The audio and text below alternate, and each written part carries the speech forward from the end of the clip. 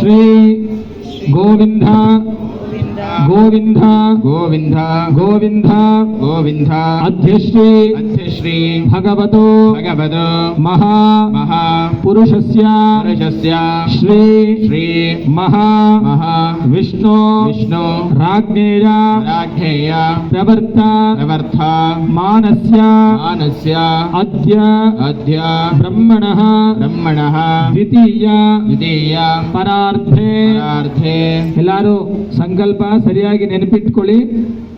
ಶ್ವೇತ ಶ್ವೇತ ವರಾಹ ವರಾಹ ಕಲ್ಪೆ ಕಲ್ಪೆ ವೈವಸ್ವತ ವೈವಸ್ವತ ಮನ್ವಂತರೆ ಮನ್ವಂತರೆ ಕಲಿಯುಗೆ ಕಲಿಯುಗೆ ಪ್ರಥಮ ಪಾದೆ ಪ್ರಥಮ ಪಾದೆ ಜಂಬೋದ್ವೀಪೆ ಜಂಬೋದ್ವೀಪೆ ಭರತವರ್ಷೆ ಭರತವರ್ಷೆ ಭರತಖಂಡೆ ಭರತಖಂಡೆ ಶಕಾಬ್ಧೆ ಶಕಾಬ್ಧೆ ಅಸ್ಮಿನ್ ವರ್ತಮಾನೇನ ವರ್ತಮಾನೇನ ವ್ಯಾವಹಾರಿಕೆ ವ್ಯಾವಹಾರಿಕೆ ಚಾಂದ್ರ ಚಾಂದ್ರ ಸೌರ ಸೌರ ಮಾನೇನ ಮಾನೇನ ಪ್ರಭವಾಧಿ ಪ್ರಭವಾದಿ ಸೃಷ್ಟಿ ಸೃಷ್ಟಿ ಸಂವತ್ಸರಾಣಾಂ ಸಂವತ್ಸರಾಣಾಂ ಮಧ್ಯೆ ಮಧ್ಯೆ ಶ್ರೀಮತು ಶ್ರೀಮದ್ ಇದಾನಿ ಇದಾನಿ ಮಂಗಳಕರ ಮಂಗಳಕರ ಶ್ರೀ ಶ್ರೀ ಪರಾಭವ ಪರಭವ ನಾಮ ನಾಮ ಸಂವತ್ಸರೆ ಸಂವತ್ಸರೆ ದಕ್ಷಿಣಾಯಣೆ ದಕ್ಷಿಣಾಯನೆ ವರ್ಷ ಋತೌ ವರ್ಷ ಋತೌ ಶ್ರಾವಣ ಮಾಸೆ ಶ್ರಾವಣ ಮಾಸೆ ಶುಕ್ಲ ಪಕ್ಷೆ ಶುಕ್ಲಪಕ್ಷೆ ಅಧ್ಯಾಂ ಅಧ್ಯಾಂ ಚತುರ್ಥ್ಯಾಂ ವಾಸರಃ ವಾಸರಃ ವಾಸರಸ್ತು ವಾಸರಸ್ತು ಮಂದವಾಸರ ಮಂದವಾಸರ ಯುಕ್ತಾಯಾಂ ಯುಕ್ತಾಯಾಂ ಉತ್ತರ ಫಲ್ಗುಣಿ ಉತ್ತರ ಫಲ್ಗುಣಿ ನಕ್ಷತ್ರೆ ನಕ್ಷತ್ರೆ ಯುಕ್ತಾಯಾಂ ಯುಕ್ತಾಯಾಂ ಸಿದ್ಧಯೋಗ ಸಿದ್ಧಯೋಗ ವಣಿಜಕರ್ಣ ವಣಿಜಕರ್ಣ ಏವಂ ಗುಣ ಏವಂ ಗುಣ ವಿಶೇಷೇಣ ವಿಶೇಷೇಣ ವಿಶಿಷ್ಟಾಯಾಂ ವಿಶಿಷ್ಟಾಯ ಅಸ್ಯ ಅಸ್ಯ ಶುಭತಿಥೌ ಶ್ರೀ ಶ್ರೀ ಭಗವತ ಭಗವತ ಅನುಜ್ಞೆಯ ಅನುಜ್ಞೆಯ ಭಗವತ ಭಗವತ ಕೈಂಕರ್ಯ ಕೈಂಕರ್ಯ ರೂಪಂ ರೂಪಂ ಶ್ರೀಮನ್ ಶ್ರೀಮನ್ ನಾರಾಯಣ ನಾರಾಯಣ ಪ್ರೀತ್ಯರ್ಥಂ ಪ್ರೀತ್ಯರ್ಥಂ. ಇನ್ನು ಬೇಕಾ? ಸರ್ವೇಷಾಂ ಅಸ್ಯ ಜನಾನಸ್ಯ ಗೋತ್ರೋದ್ಭವಸ್ಯ. ಸರ್ ನಿಮ್ದು ಗೋತ್ರ ಗೊತ್ತಿಲ್ವಾ? ಯಾವಾಗ್ಲಾದ್ರೂ ಪೂಜೆ ಮಾಡ್ತಿರ್ತೀರಲ್ವಾ ನೀವು ಮನೆಗಳಲ್ಲಿ? ಮಾಡ್ಸಿದಾರಾ? ಪುರೋಹಿತರೆಲ್ಲ ಹೇಳ್ಕೊಟ್ಟಿದ್ದಾರಾ? ಬಟ್ ನಿಮಗೆ ನೆನಪಿಲ್ಲ ನೋಡಿ. ಆ ಪತ್ರಿಕೆಯಲ್ಲಿ ಮೊದಲನೇ ಹೆಡ್ಲೈನ್ಸ್ ಬರೀತೀವಿ, ನಮ್ಮ ಗೋತ್ರ ದೇವರು ಅಂದ್ರೆ ಕುಲದೇವರು ಯಾರು ಇರ್ತಾರೆ ಅವ್ರ ಹೆಸರು, ಅದ್ರ ಕೆಳಗಡೆ ಬಂದು ಇಷ್ಟ ದೇವರ ಹೆಸರು, ಆ ನಂತರ ಬಂದು ಯಾವ ತಾರೀಕು ಏನು ದಿನ ಅದನ್ನ ಬರೆದು ಅದ್ರ ಕೆಳಗಡೆ ನಿಮ್ಮ ಹಿರಿಯರ ಹೆಸರು ಬರೆದಿರ್ತೀರಿ. ಅದಾದ ನಂತರ ಇವತ್ತು ಏನು ತಿಥಿ ವಾರ ನಕ್ಷತ್ರ ಇದೆ ಅದಿರುತ್ತೆ. ಅದಾದ ನಂತರ ಏನು ಕಾರ್ಯವನ್ನು ಮಾಡ್ತಾ ಇದ್ದೀವಿ ಮತ್ತು ಯಾವ ಸ್ಥಳ ಎಲ್ಲಿಗೆ ಬರಬೇಕು, ಹೀಗೇನಾ ಪತ್ರಿಕೆ ಬರೆಯೋದು? ಅಷ್ಟೇ ಇರುತ್ತಾ? ಅದೇ ದೇವರಿಗೆ ಇನ್ವಿಟೇಷನ್ ಕೊಡಬೇಕು. ಹೇಗೆ ಕೊಡ್ತೀರಿ ಗೊತ್ತಿಲ್ಲ. ಈಗ ಭಗವಂತನಿಗೆ ಇನ್ವಿಟೇಷನ್ ಕೊಡ್ಬೇಕಲ್ಲ, ಮಾನವರಿಗಾಗಿ ನೀವು ಅಡ್ರೆಸ್ ಎಲ್ಲ ಬರೆದು ಇಂಥ ಫ್ಲಾಟ್ ನಂಬರು, ಇಂಥ ರಸ್ತೆ, ಇಷ್ಟೇ ಕ್ರಾಸಲ್ಲಿ ಬರಬೇಕು ಅಂತ. ಅದೇ ಭಗವಂತನ ಕರಿಬೇಕಾದ್ರೆ ಹೇಗೆ ಕೊಡ್ತೀವಿ? ನಾವು ಸಾಮಾನ್ಯವಾಗಿ ಸಂಕಲ್ಪದಲ್ಲಿ ಎಲ್ಲ ಪುರೋಹಿತರು ಹೇಳ್ಕೊಡ್ತಾರೆ, ಆದರೆ ಅದರ ಅರ್ಥಗಳು ಎಲ್ಲರಿಗೂ ಗೊತ್ತಿದೆಯೋ ಗೊತ್ತಿಲ್ವೋ ನನಗೆ ಅದ್ರ ಬಗ್ಗೆ ಅರಿವಿಲ್ಲ. ಆದರೆ ಸಂಕಲ್ಪದಲ್ಲಿ ಹೇಳ್ತಾ ಬರ್ತೀವಿ. ಮೊದಲಿಗೆ ನಾವು ಅದ್ಯ ಬ್ರಹ್ಮಣಃ ದ್ವಿತೀಯ ಪರಾರ್ಥೆ ಅಂತ ನಮಗೆಲ್ಲ ಗೊತ್ತಿರೋ ಹಾಗೆ ನಮ್ಮ ಹಿಂದೂ ಧರ್ಮಶಾಸ್ತ್ರದಲ್ಲಿ 33 ಕೋಟಿ ದೇವತೆಗಳು ಅಂತ ಅಷ್ಟಿದಾರಾ? ಆದರೆ ಅನ್ಯ ಧರ್ಮದಲ್ಲಿ ಹೇಳ್ತಾರೆ ಒಬ್ಬನೇ ಭಗವಂತ, ಯೇಸು ಅಥವಾ ಮುಸಲ್ಮಾನರಲ್ಲಿ ಪೈಗಂಬರ. ನೋಡಿ, ಈ 33 ಕೋಟಿ ಅನ್ನುವುದು ನಾವು ಹೇಗೆ ವರ್ಗಗಳು ಮಾಡಿಕೊಂಡಿರ್ತೀವಿ.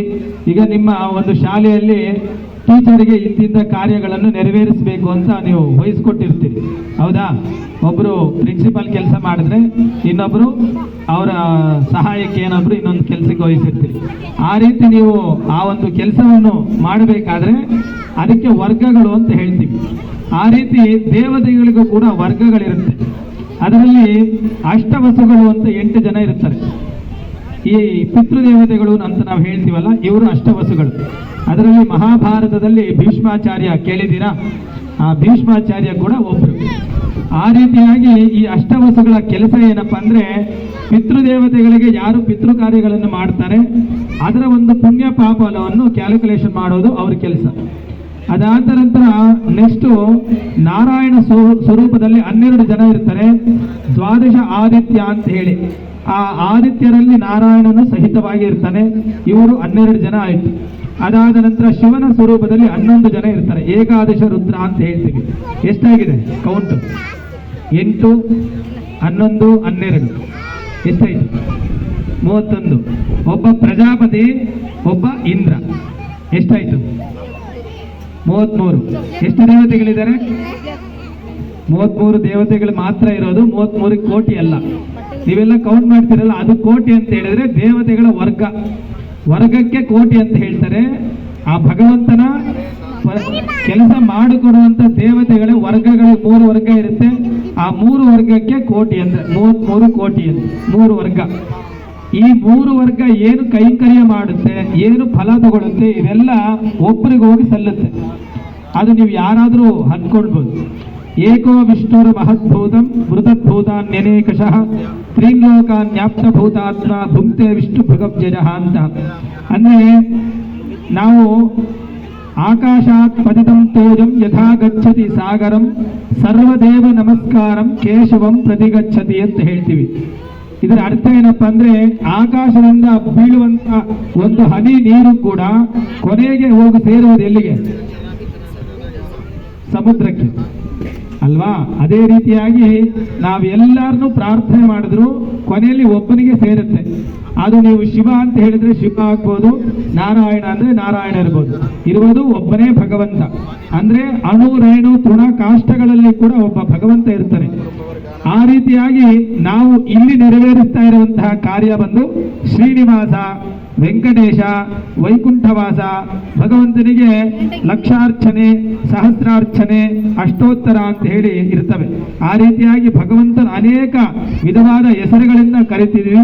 ನಾವಿಲ್ಲಿ ಶ್ರೀನಿವಾಸ ಕಲ್ಯಾಣವನ್ನು ಮಾಡ್ತಾ ಇದ್ದೀವಿ. ಜೊತೆಯಲ್ಲಿ ಅಮ್ಮನವರಾದಂತಹ ಪದ್ಮಾವತಿ, ಶ್ರೀದೇವಿ, ಭೂದೇವಿ ಇದ್ದಾರೆ. ಈ ರೀತಿಯಾಗಿ ಈ 33 ಕೋಟಿ ದೇವತೆಗಳಲ್ಲಿ ಕೂಡ ಬ್ರಹ್ಮದೇವರು ಒಬ್ಬರಾಗಿರ್ತಾರೆ. ನಮಗೆಲ್ಲ ಗೊತ್ತಿರೋ ಹಾಗೆ ಮನುಷ್ಯನಿಗೆ ಆಯುಷ್ ಬಂದು 120 ವರ್ಷಗಳಿರುತ್ತೆ. ಅಂದ್ರೆ ಒಂದೊಂದು ಯುಗದಲ್ಲಿ ಒಂದೊಂದು ಅವತಾರಗಳಾಗಿ ಮನುಷ್ಯನ ಆಯುಷ್ ಇರ್ತಿತ್ತು. ಈಗ ನಮ್ಮ ಕಲಿಯುಗದಲ್ಲಿ ಬಂದು ಮನುಷ್ಯನ ಆಯುಷು 120 ವರ್ಷ. ಆದ್ರೆ ನಮ್ಮ ಮನುಷ್ಯರು ಈಗ ಬದುಕ್ತಾ ಇರುವುದು ಬಂದು 72 ವರ್ಷ ಸರಾಸರಿ ಆಯುಷನ್ನು ನಿರ್ಣಯ ಮಾಡಿದ್ದಾರೆ. ಆ ರೀತಿಯಾಗಿ ದೇವತೆಗಳಿಗೂ ಕೂಡ ಆಯುಷ್ ಇರುತ್ತೆ, ಗೊತ್ತಾ? ದೇವರಿಗೂ ಕೂಡ ಆಯುಷ್ ಇದೆ ನೋಡಿ. ಬ್ರಹ್ಮದೇವರಿಗೆ 100 ವರ್ಷ ಆಯುಷ್. ಯಾರಿಗೆ ಜಾಸ್ತಿ, ಮನುಷ್ಯನಿಗ ದೇವರಿಗ? ಬ್ರಹ್ಮದೇವರ ಕ್ಯಾಲ್ಕುಲೇಷನ್ ಹೇಗಿರುತ್ತೆ ಅಂದ್ರೆ, ಟೈಮ್ ಲೈನ್, ನಾವು ಟೈಮ್ ಟ್ರಾವೆಲಿಂಗ್ ಅಂತ ಕೇಳಿರ್ತೀವಿ. ಬ್ರಹ್ಮದೇವರ ಆಯುಷ್ ಹೇಗಿರುತ್ತೆ ಅಂದ್ರೆ, ನಮ್ಮ ಕಲಿಯುಗದ ಆಯುಷ್ ಬಂದು 4,32,000 ವರ್ಷ. ಎಷ್ಟು? 4,32,000 ವರ್ಷ ಕಲಿಯುಗದ ಆಯುಷ್. ಅದರಲ್ಲಿ ನಾವು ಈಗ ಪೂರ್ಣ ಮಾಡಿಕೊಂಡಿರುವುದು ಬಂದು 5,127 ವರ್ಷ ಆಗಿದೆ. ನೀವು ಪತ್ರಿಕೆಯಲ್ಲಿ ಬರಬೇಕಾದ್ರೆ ಗಚ್ಚಾಲಿ ಗತಕಲಿ ಅಂತ ಬರೆದಿರ್ತಾರೆ, ನೋಡಿದ್ದೀರಾ? ಗಮನ ಕೊಟ್ಟಿಲ್ಲ. ಈಗ ನಾವು ಹೇಳಿದ್ದು 2026ನೇ ವರ್ಷ ಕ್ರಿಸ್ತ ಹುಟ್ಟಿರೋಂಥ ವರ್ಷ. ಅದು ಕ್ರಿಸ್ತ ಶಕ ಅಥವಾ ಕ್ರಿಸ್ತ ಪೂರ್ವ ಅಂತ ನೀವು ಹೇಳ್ಕೊಡ್ತೀರಲ್ವ ಮಕ್ಕಳಿಗೆ. ಕ್ರಿಸ್ತ ಶಕ ಅಂದ್ರೆ ಕ್ರಿಸ್ತ ಹುಟ್ಟಿದ ನಂತರ ಬಂದಿರೋದು, ಕ್ರಿಸ್ತ ಪೂರ್ವ ಅಂದ್ರೆ ಅವನು ಹುಟ್ಟಿದ ನಂತರ. ಯಾಕೆ ಅಂದ್ರೆ ಬ್ರಿಟಿಷರು ಬಂದಾಗ ನಮಗೆ ಈ ಒಂದು ಕಾಲಮಾನವನ್ನು ಹೇಳಿಕೊಟ್ರು. ಅದಕ್ಕೆ ಮುಂಚೆ ಹಿರಿಯರು ನೀವೊಂದು 100 ವರ್ಷಗಳ ಹಿಂದೆ ಏನಾದರೂ ಕಾರ್ಯ ಹೇಳಬೇಕಾದ್ರೆ ನಮ್ಮ ಮನೇಲಿ ಅಮಾವಾಸ್ಯೆಗೆ ಪೂಜೆ ಮಾಡ್ತೀವಿ, ಹುಣ್ಣಿಮೆಗೆ ಪೂಜೆ ಮಾಡ್ತೀವಿ, ಪಾರ್ಟಿ ಮೇಲೆ ಪೂಜೆ ಮಾಡ್ತೀವಿ ಅಂತ ಈ ರೀತಿ ಹೇಳ್ತಾ ಇದ್ರು. ಅಂತ ಇಂಥ ದಿನ ಹುಟ್ಟಿದ್ರು ಅಂತ. ನಾವೀಗೆಲ್ಲ ಏನ್ ಹೇಳ್ತೀವಿ? ತಾರೀಖನ್ನು ಹೇಳ್ತೀವಿ. ನೀವೆಲ್ಲ ಕೂಡ ಮಕ್ಕಳಿಗೆ ಬರ್ತ್ಡೇ ಅಂತ ಹುಟ್ಟಿದಬ್ಬವನ್ನು ಮಾಡ್ತೀರಿ. ಯಾವತ್ತು ಏನ್ ತಾರೀಖಲ್ಲಿ ಹುಟ್ಟಿದ್ರು ಆ ತಾರೀಖಲ್ಲಿ ಹುಟ್ಟಿದಬ್ಬ. ಅದು ಹುಟ್ಟಿದಬ್ಬ ಆಗೋದಿಲ್ಲ. ಯಾಕೆಂದ್ರೆ ಮಕ್ಕಳು ನಮ್ಮ ಒಂದು ಸನಾತನ ಶಾಸ್ತ್ರದ ಪ್ರಕಾರ ನಕ್ಷತ್ರಗಳಲ್ಲಿ ಹುಟ್ಟಿರ್ತಾರೆ. ಆ ನಕ್ಷತ್ರ ಆ ತಿಂಗಳಲ್ಲಿ ಯಾವತ್ತು ಬರುತ್ತೆ ಅದೇ ಪ್ರಧಾನ. ನಾವು ಏನು ಇಂಗ್ಲಿಷ್ ತಾರೀಖುಗಳಲ್ಲಿ ಇಟ್ಕೊಳ್ತೀವಿ, ಇದು ಪ್ರಧಾನ ಆಗೋದಿಲ್ಲ. ಆ ರೀತಿಯಾಗಿ ಬ್ರಹ್ಮದೇವರ ಆಯುಷ್ಯು 100 ವರ್ಷ, ಈ ಕಲಿಯುಗದ ಆಯುಷ್ಯು 4,32,000. ಇದರ 2ರಷ್ಟು ದ್ವಾಪರಾಯುಗ ಅಂದ್ರೆ 8,64,000. ಇದರ 3ರಷ್ಟು ಬಂದು ತ್ರೇತಾಯುಗ. ಆ ತ್ರೇತಾಯುಗ ಅಂದ್ರೆ ಕಲಿಯುಗದ 4ರಷ್ಟು ಬಂದು ಕೃತಯುಗ ಅಂದ್ರೆ ಸತ್ಯಯುಗ. ಈ ಮೊತ್ತವಾಗಿ ಸೇರಿದ್ರೆ 43,20,000 ಒಂದು ಕಲ್ಪ.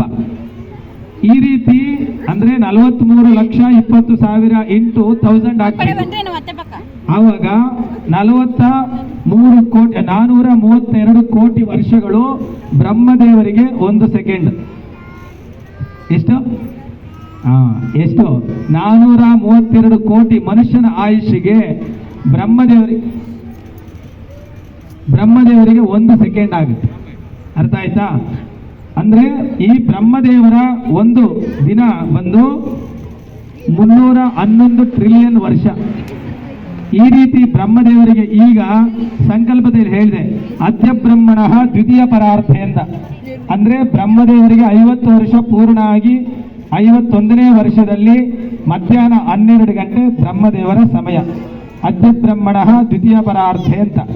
ಶ್ವೇತವರಾಹ ಅಂತೇಳಿ ನಾವು ಭಗವಂತ ನಾರಾಯಣ ವರಾಹ ಅವತಾರ ಎತ್ತಿದಂತ ಗೊತ್ತಿದೆಯಾ? ಹಂದಿ ಅವತಾರ ನಾರಾಯಣ ಎತ್ತಿದನಲ್ವಾ, ಆ ಒಂದು ಕಲ್ಪದಲ್ಲಿ ನಾವೆಲ್ಲ ವಾಸ ಮಾಡ್ತಾ ಇದ್ವಿ. ಶ್ವೇತವರಾಹ ಕಲ್ಪೆ ವೈವಸ್ವತ ಮನ್ವಂತರೆ ಅಂತ ಹೇಳ್ತೀವಿ. ಮನುಶಾಸ್ತ್ರ ಅಂತ ಕೇಳಿದ್ದೀರಾ? ಮನು ಮಹಾರಾಜ ಒಂದು ಹೀಗೆ ಅಂಬೇಡ್ಕರ್ ಈ ಒಂದು ಸಂವಿಧಾನವನ್ನು ರಚನೆ ಮಾಡಿ ಕಾನೂನುಗಳನ್ನು ಕೊಟ್ಟರು. ಆ ರೀತಿಯಾಗಿ ಸೂರ್ಯ ವಂಶದಲ್ಲಿ ಹುಟ್ಟಿದಂತ ಮನು ಚಕ್ರವರ್ತಿ ಅಂತ ಇದ್ರು. ಅವರು ಮನುಷ್ಯರು, ದೇವತೆಗಳು, ಪ್ರಾಣಿಗಳಿಗೆ ಕರ್ತವ್ಯಗಳನ್ನು ಕೊಟ್ಟಿದ್ರು, ಈ ರೀತಿ ನಡ್ಕೋಬೇಕು ಅಂತ. ಆ ರೀತಿಯಾಗಿ ಆ ಮನುಶಾಸ್ತ್ರ ಅಂತ ಬರುತ್ತೆ. ಆ ಮನು ಮಹಾರಾಜ ಹುಟ್ಟಿದಂತ ಯುಗ ಶ್ವೇತವರಾಹ ಕಲ್ಪ ವೈವಸ್ವತ ಮನ್ವಂತರೆ. ಕಲಿಯುಗದ ಮೊದಲನೇ ಭಾಗದಲ್ಲಿ ಇದೀವಿ. ಈ ಕಲಿಯುಗ 4 ಭಾಗಗಳು ಮಾಡ್ತೀವಿ. ಅದರಲ್ಲಿ ಈಗ ಪ್ರಥಮ ಪಾದದಲ್ಲಿ ನಾವಿದ್ದೀವಿ. ಇನ್ನು ಕಲಿಯುಗದ ಆಯುಷ್ಯ ಬಂದು 4,26,000 ವರ್ಷಗಳು ಕಲಿಯುಗ ಆಯುಷ್ಯ ಇರುತ್ತೆ. ನಾವು ಪೂರ್ಣ ಮಾಡ್ಕೊಂಡಿರೋದು ಇನ್ನು 5,127 ವರ್ಷ ಮಾತ್ರ.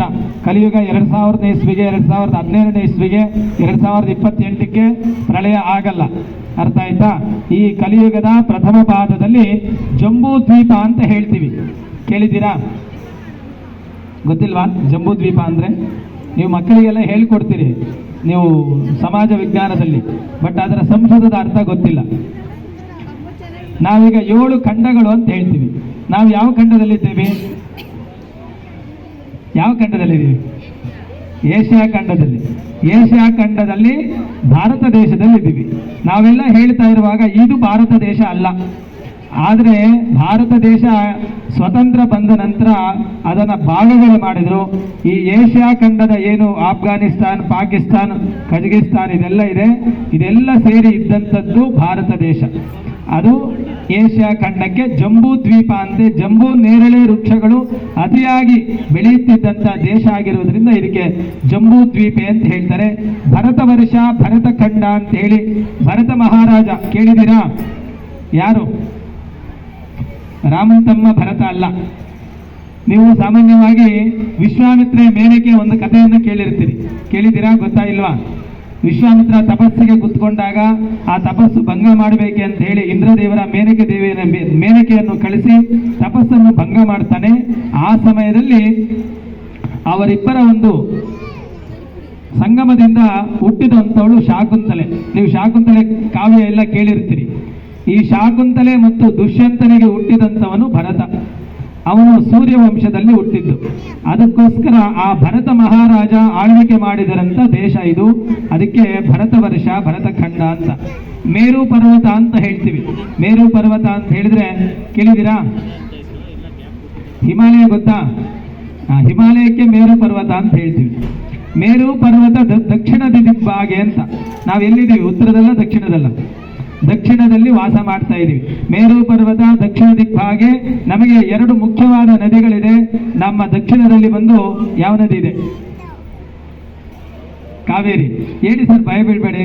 ನಿಮ್ಮನ್ನ ಪ್ರಶ್ನೆ ಮಾಡ್ತಿದ್ದೀನಿ ಟೀಚರ್ ತರ, ನೀವು ಸ್ಟೂಡೆಂಟ್ ಅಂತ ಭಯ ಬೀಳ್ಬೇಡಿ. ಮೇಲ್ಗಡೆ ಉತ್ತರದಲ್ಲಿ ಗಂಗಾ ನದಿ. ಐನೂರ ಹತ್ರ ಕಾಪಿ ಮಾಡ್ತಿದ್ದೀರಾ? ಗಂಗಾ ಕಾವೇರಿಯೋರ್ ಮಧ್ಯದೇಶೆ ಶೋಭನ ಸ್ಥಳೆ. ನೀವು ಯಾವುದೇ ಒಂದು ಕಥೆ, ಪುರಾಣ, ಇತಿಹಾಸಗಳನ್ನು ಕೇಳಿರ್ತೀರಿ. ಭಗವಂತ ಮಾತ್ರ ಭಾರತ ದೇಶದಲ್ಲಿ ಮಾತ್ರ ಹುಟ್ಟಿರೋದು. ಆಫ್ಘಾನಿಸ್ತಾನದಲ್ಲೋ, ಅಮೇರಿಕಾದಲ್ಲೋ, ರಷ್ಯಾದಲ್ಲೋ ಎಲ್ಲಾದರೂ ದೇವರು ಹುಟ್ಟಿದಾರಾ? ಕೇಳಿದ್ದೀರಾ? ಇಲ್ಲ.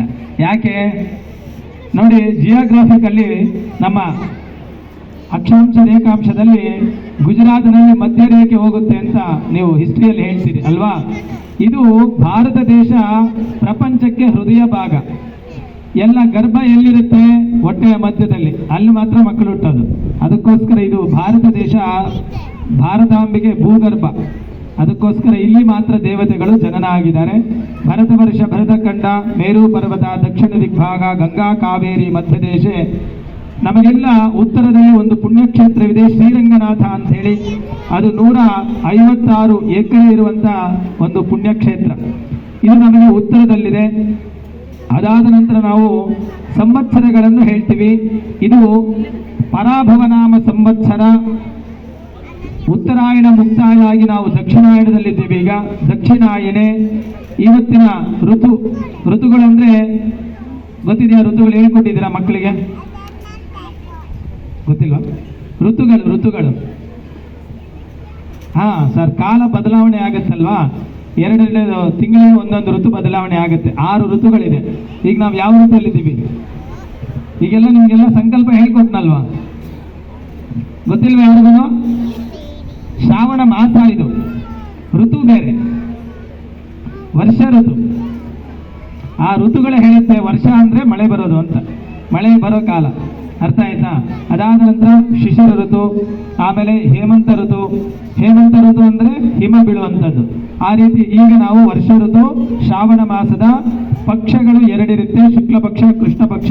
ನಾವು ಶುಕ್ಲ ಪಕ್ಷ ಅಮಾವಾಸ್ಯೆ ಕಳೆದು ಇಲ್ಲಿಗೆ 4 ದಿನ ಆಗಿದೆ. ಇವತ್ತು ಚತುರ್ಥಿ ತಿಥಿ. ಇವತ್ತಿನ ನಕ್ಷತ್ರ ಬಂದು ಉತ್ತರ ಫಲ್ಗುಣಿ ನಕ್ಷತ್ರ. ನಿನ್ನೆ ಬಂದು ಪೂರ್ವ ಫಲ್ಗುಣಿ. ನಿನ್ನೆ ಸಾಮಾನ್ಯವಾಗಿ ತಮಿಳುನಾಡಲ್ಲ ಆಂಡಾಳ್ ದೇವಿ ಅಂತ ತುಂಬಾ ಹೆಸರುವಾಸಿ ಆಗಿರುವಂತ ಒಂದು ದೇವತೆ, ಕೇಳಿದ್ದೀರಲ್ವಾ? ಆಂಡಾಳ್ ದೇವಿ ಹುಟ್ಟಿದಂತ ದಿನ ನಿನ್ನೆ. ಅದಕ್ಕೆ ತಿರುವಾಡಿ ಪೂರಂ ಅಂತ ಆಚರಣೆ ಮಾಡ್ತಿದ್ರು ನಿನ್ನೆ. ಇವತ್ತು ಬಂದು ಉತ್ತರ ನಕ್ಷತ್ರ. ಮತ್ತೆ ತಿಥಿ ನಕ್ಷತ್ರ, ವಾರ ಬಂದು ಶನಿವಾರ ಮಂದವಾಸರ ಅಂತ ಹೇಳಿ. ಅದಾದ ನಂತರ ಯೋಗಕರಣ ಅಂತ ಹೇಳಿ ಸಿದ್ಧ ಯೋಗ ಮತ್ತೆ ಬಲವಕರಣ. ಅದಾದ ನಂತರ ಗೋತ್ರಗಳನ್ನು ಕೇಳಿದ್ವಿ. ಯಾವ ಗೋತ್ರದಲ್ಲಿ? ಗೋತ್ರ ಅಂತ ಹೇಳಿದ್ರೆ ನಮ್ಮ ಹಿರಿಯರು ನಮಗೆ ಬಳುವಳಿಯಾಗಿ ಕೊಟ್ಟಿರುವಂತ ನಮ್ಮ ವಂಶಾಣು ಅಂತ ಹೇಳಿ, DNA. ನೀವು ಏನು DNA ಅಂತ ಹೇಳ್ತೀರಿ, ಈ DNA ಆ DNA ಯಾವಾಗಲೂ ಕೂಡ ತಂದೆಯಿಂದ ಪರಿವರ್ತನೆ ಆಗಿ ಬರುತ್ತೆ. ಅದಕ್ಕೋಸ್ಕರ ಯಾವಾಗಲೂ ಹೆಣ್ಣು ಮಕ್ಕಳಿಗೆ ಅವರ ಮದುವೆ ನಂತರ ಆ ಗಂಡನ ಕುಟುಂಬದ ಗೋತ್ರ ಬರುತ್ತೆ, ತಂದೆ ಕುಟುಂಬದ ಗೋತ್ರ ಹೋಗ್ಬಿಡುತ್ತೆ. ಅದಕ್ಕೆ ನಮ್ಮ ಋಷಿಮನಿಗಳು ಗೋತ್ರದ ಪೂರ್ವಿಕರಾಗಿರ್ತಾರೆ. ಗೋತ್ರಗಳು ಋಷಿಗಳಲ್ಲಿ ಹೆಸರಲ್ಲಿರುತ್ತೆ. ಅತ್ರಿ, ಭೃಗು, ವಸಿಷ್ಠ, ಕೌಶ್ಯಪ, ಆಂಗಿರಸ, ಭಾರದ್ವಾಜ. ಇದು ಋಷಿಗಳ ಗೋತ್ರ. ಇವರ ವಂಶದಲ್ಲಿ ನಾವು ಹುಟ್ಟಿದ್ದೀವಿ ಅಂತೇಳಿ ಆ ಗೋತ್ರ ಹೇಳಿ ನಕ್ಷತ್ರ ಹೇಳಿದ್ರಿ. ಇಂಥ ನಕ್ಷತ್ರದಲ್ಲಿ ನಾವು ಜನನ ಆಗಿದ್ದೀವಿ ಅಂತ ಆ ನಕ್ಷತ್ರ ಹೇಳಿ ಮನೆಯಲ್ಲಿ ಹಿರಿಯರ ಹೆಸರು, ಅದು ನಿಮ್ಮ ಹೆಸರನ್ನು ಹೇಳಿಕೊಂಡು ನಾವೆಲ್ಲ ಸೇರಿ ಭಗವಂತನಿಗೆ ಇವತ್ತು ವಿವಾಹವನ್ನು, ಕಲ್ಯಾಣವನ್ನು ಮಾಡ್ತಾ ಇದ್ದೀವಿ ಅಂತ. ಸಾಮಾನ್ಯವಾಗಿ ಮದುವೆ ಮಾಡಬೇಕಾದ್ರೆ ವಿವಾಹ ಅಂತ ಹೇಳ್ತಾರೆ. ಭಗವಂತನ ಸೇವೆ, ಪೂಜೆಯನ್ನು ಮಾಡಬೇಕಾದ್ರೆ ಕಲ್ಯಾಣ ಅಂತ ಹೇಳ್ತಾರೆ. ವಿವಾಹ ಮತ್ತು ಕಲ್ಯಾಣಕ್ಕೆ ವ್ಯತ್ಯಾಸ ಏನಂದ್ರೆ, ವಿಶಿಷ್ಟವಾಗಿ ವಹಿಸುವಂತ ವಾಹಕ ಅಂದ್ರೆ ವಿವಾಹ. ಏನು ವಿಶಿಷ್ಟವಾಗಿ? ಧರ್ಮ ಪತ್ನಿಯನ್ನು ಧರ್ಮಾರ್ಥ ಕಾಮ ಮೋಕ್ಷಗಳಲ್ಲಿ ಈಕೆಯನ್ನು ಅತಿಕ್ರಮಿಸದೆ ನನ್ನ ಜೀವನ ಪರ್ಯಂತವಾಗಿ ಈಕೆಯನ್ನು ನಾನು ಸುಸಂಸ್ಕೃತಳಾಗಿ ಸಂಸಾರ ನೆರವೇರಿಸಿ ಈ ಒಂದು ಸಂಸ್ಕೃತಿಗೆ ಒಳ್ಳೆಯ ಒಂದು ಸಂತಾನವನ್ನು ಕೊಡ್ತೀನಿ, ಮತ್ತೆ ಈ ಒಂದು ದೇಶವನ್ನು ನಾನು ರಕ್ಷಣೆ ಮಾಡ್ತೀನಿ ಅಂತೇಳಿ ವಹಿಸುವಂತ ವಾಹಕ್ಕೆ ವಿವಾಹ ಅಂತ ಹೇಳ್ತಾರೆ. ಕಲ್ಯಾಣ ಅಂತ ಹೇಳಿದ್ರೆ ಎಲ್ಲವೂ ಶುಭವಾಗಲಿ ಅನ್ನೋ ಅರ್ಥದಲ್ಲಿ ಕಲ್ಯಾಣ ಅಂತ ಹೇಳ್ತಾರೆ. ಆ ರೀತಿ ಭಗವಂತನಿಗೆ ವಿವಾಹ ಅಂತ ಹೇಳೋದಿಲ್ಲ, ಅದನ್ನೇ ಕಲ್ಯಾಣ ಅಂತ ಹೇಳ್ತೀವಿ. ಆ ರೀತಿಯಾಗಿ ನಾವು ಕಲ್ಯಾಣವನ್ನು ಮಾಡ್ತಾ ಇದ್ದೀವಿ. ಯಾವ ಸ್ಥಳ, ವಾರ, ದಿನ, ನಕ್ಷತ್ರ ಎಲ್ಲ ಹೇಳ್ಕೊಂಡು ಬಂದ್ವಿ. ಅರ್ಥ ಆಯ್ತಾ ಸಂಕಲ್ಪ? ಅಂದ್ರೆ ಹಿಮಾಲಯದ ದಕ್ಷಿಣದಲ್ಲಿ ಗಂಗಾ ಕಾವೇರಿ ನದಿಗಳ ಮಧ್ಯದಲ್ಲಿ ನಾವು ಇಷ್ಟೆಲ್ಲ ಜನ ಸೇರಿ ಇವತ್ತು ಸ್ವಾಮಿ ನಿನಗೆ ಕಲ್ಯಾಣ ಮಾಡ್ತಾ ಇದ್ದೀವಿ. ಅದಕ್ಕೋಸ್ಕರ ಈ ಒಂದು ಉತ್ಸವ ಬೇರಕ್ಕೆ ನೀನು ಬರಬೇಕು ಅಂತ ಹೇಳಿ ನೀವೆಲ್ಲ ಕೂಡ ಸಂಕಲ್ಪ ಮಾಡ್ಕೊಂಡಿದ್ದೀರಿ. ಈಗ ಇಲ್ಲಿ ದಕ್ಷಿಣೆ ಕೊಟ್ಟು ಕುತ್ಕೊಂಡಿದ್ದಾರೆ, ಅವ್ರಿಗೆ ಮಾತ್ರ ಇದ್ರ ಫಲ ಸಿಗುತ್ತೇನೋ, ನಾವೆಲ್ಲ ಹಿಂದೆಗಡೆ ಕುತ್ಕೊಂಡಿದ್ವಿ, ಭಗವಂತ ನಮ್ಮನ್ನು ನೋಡಲ್ವೇನೋ ಅಂತ ಹೇಳಿದ್ರೆ ಆ ರೀತಿ ಇಲ್ಲ. ನೀವು ಸಾಮಾನ್ಯವಾಗಿ ಯಾವುದೇ ಒಂದು ಕ್ಯೂವಲ್ಲಿ ಹೋಗ್ತೀರಿ, ವಿಶೇಷವಾಗಿ VIP ದರ್ಶನದಲ್ಲಿ ಹೋಗ್ತೀವಿ. ಭಗವಂತ ಯಾರನ್ನ ನೋಡ್ತಾನೆ ಅಂದ್ರೆ ತುಂಬಾ ಕಷ್ಟಪಟ್ಟು ಕ್ಯೂವಲ್ಲಿ ಯಾರು ಬರ್ತಾರೆ ಅವ್ರನ್ನ ನೋಡ್ತಾನಂತೆ. ದುಡ್ಡು ಕೊಟ್ಟು ಹೋಗೋರಿಗೆ ಅವರಿಗೆ ದಕ್ಷಿಣೆ ದುಡ್ಡು ಕಾಸು ಚೆನ್ನಾಗಿದೆ, ಆಮೇಲೆ ಅವ್ರನ್ನ ಗಮನಿಸೋಣ, ಮೊದಲು ಯಾರು ಕಷ್ಟಪಟ್ಟು ಬೆವರು ಸುರಿಸಿ ನನ್ನ ದರ್ಶನಕ್ಕೆ ಬರ್ತಿದ್ದಾರೆ ಅಂತೇಳಿ ಅವ್ರನ್ನ ಭಗವಂತ ಮೊದಲು ದರ್ಶನ ಮಾಡ್ತಾನಂತೆ. ಅದಕ್ಕೋಸ್ಕರ ಇಲ್ಲಿ ದುಡ್ಡು ಕೊಟ್ರೇನು ಅಷ್ಟೇ ಫಲ, ದುಡ್ಡು ಕೊಡದೆ ಕುತ್ಕೊಂಡ್ರೆ ಕೂಡ ಅಷ್ಟೇ ಫಲ ಸಿಗುತ್ತೆ. ಯಾರು ಕೂಡ ನಾವು ದುಡ್ಡು ಕೊಡ್ಲಿಲ್ಲ ನಮ್ಗೇನು ಭಗವಂತ ಒಳ್ಳೇದು ಮಾಡಲ್ಲ ಅಂತ ಹೇಳಿ ಭಾವನೆ ಇಟ್ಕೊಂಡ್ಬಿಡಿ, ಎಲ್ಲರಿಗೂ ಸಮಪಾಲಿರುತ್ತೆ. ಎಲ್ಲರೂ ಮಾಡೋಕ್ಕಾಗಲ್ಲ ಅಂತೇಳಿ ನಿಮ್ಮ ಪರವಾಗಿ ಈ ಸಂಸ್ಥೆಯ ಸಂಸ್ಥಾಪಕರು ಕೂತ್ಕೊಂಡು ಆ ಒಂದು ಕೈಂಕರ್ಯವನ್ನು ಮಾಡ್ತಾ ಇದ್ದಾರೆ. ಎಲ್ಲರೂ ಕೂಡ ಇದುವರೆಗೂ ಸಂಕಲ್ಪ ಆಗಿದೆ, ಶ್ರದ್ಧಾ ಭಕ್ತಿ